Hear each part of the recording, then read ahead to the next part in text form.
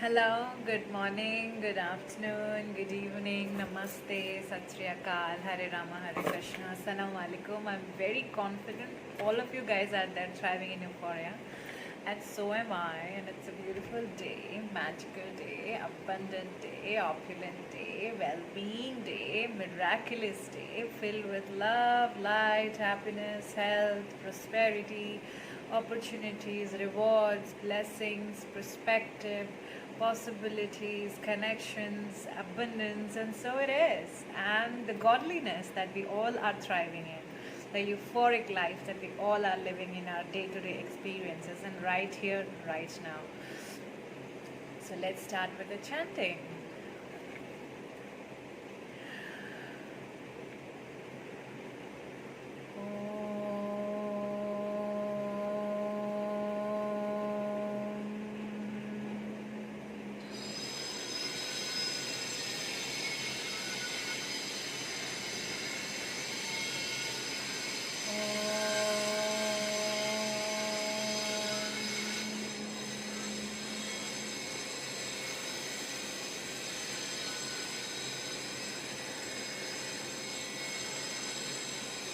So, uh,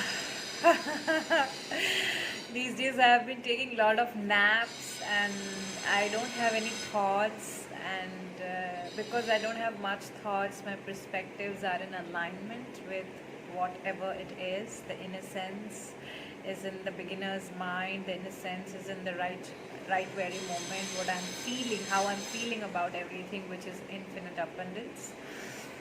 And the vibrance, the vitality, the metabolism, the well-being, everything, the blood flow, it's perfect. It feels perfect in this very moment. And because I am living in that innocent vibration, the intelligence is working very high. The awareness is heightened. The creative flow is just cosmic, and all the connections feels like it's just fulfilling and prosperous and loving and vital, right? Everything that can be brought to life, that can be lived in life. Either it's dead, you can bring them to life. If it's in life, you can enhance the dynamic, the connection by raising your vibration, by vibing in the vital state, by remaining consistent in your prosperous vibration, your fulfillment vibration, your well-being vibration, your balance vibration.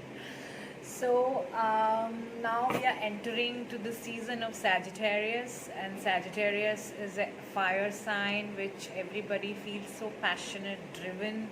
Sagittarius are known for go-getters. They don't sit and procrastinate things. They always go and do it. They speak their truth. They take action. They manifest things very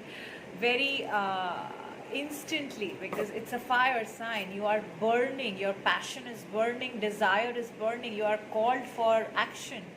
So the Sagittarius, the Scorpio is going on now, and the full super new moon Scorpio has happened, and then the next Sagittarius is coming. So everything what we have learned, the transformation, the clarity that we have achieved, and the intense healing that we have achieved, the perspective that we have gained, is what we are going to implement now in Sagittarius season and make things manifest like this. That's the power, right?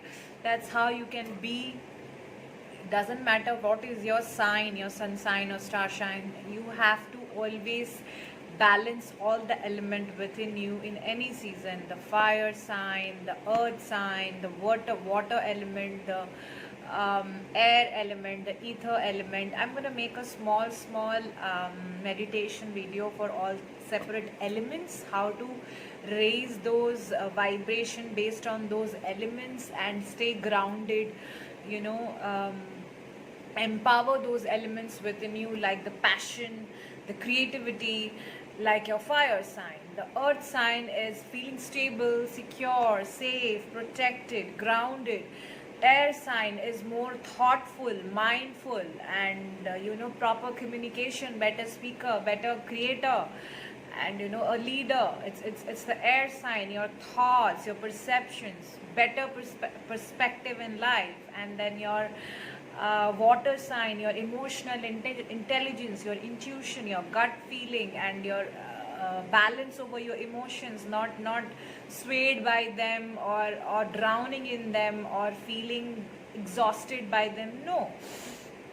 So that we'll do separate small meditation I'll do for all the elements, so that you remain in balance. All the elements within you is intact, and you are not you are completely in alignment with all those energies, those forces, those elements, those powers which you are using in your day-to-day life to manifest high vibrational possibilities and realities and connections in your life, right, in your environment. And so today I just wanted to briefly talk about liberation and limitation. The topic is that we are discussing about how liberation and limitation works in our life. Any connection to money, connection to people, connection to places, connection to jobs or your projects, connection to your business, connection to your clothes, connection to your health, connection to your image, connection to your truth, connection to anything, right, and everything that exists, that makes our life happen in every moment. So connection to everything can be liberating when you detach from them. Detachment equals to liberation. When you are in observation mode, you're connected to it but not attached to it, you make that free, you let it free. And whatever you let free, that comes more to your space, because it is not suffocating, it is more liberating, it is spiritual evolution, it's elevated, because when you are not holding to a certain image, certain thought, certain perception, certain responsibility, certain relationship, when you don't hold on to them, when you don't clutter them, when you don't burden them, you liberate them, you free them, it comes more, it flourishes, it blossoms, it creates more of fulfillment in your experience. When you tell your child, go beta, go play. When in my childhood, if I used to go to play to feel creative, my mom used to say, stop playing and sit and study. So that is what I felt, very claustrophobic, and I resented my mother, I resented my connection to studies, I resented my connection to knowledge, to mom, to home, to everything, right, my life. See how it felt, because she was holding on to that attachment. She was attached that I should get such a mark, I should be performing this way, I should be sitting and studying at this hour, I should not go out and play. She was attached to a certain idea, concept, and saying that will help me grow. And she was holding on to me, so she was not liberating me, unconsciously, of course. She's an amazing soul, but she didn't learn her lesson that time. Based on her conditioning, she was projecting her attachments, her shadow side, her limited mindset on me, and that affected my well-being. But at the same time, my father was enough aware to let me be, to set me free. He said, you get out of the house, go to hostel, you study there. Then he sent me to hostel in my early age, after my college, after my PUC, my 11th and 12th.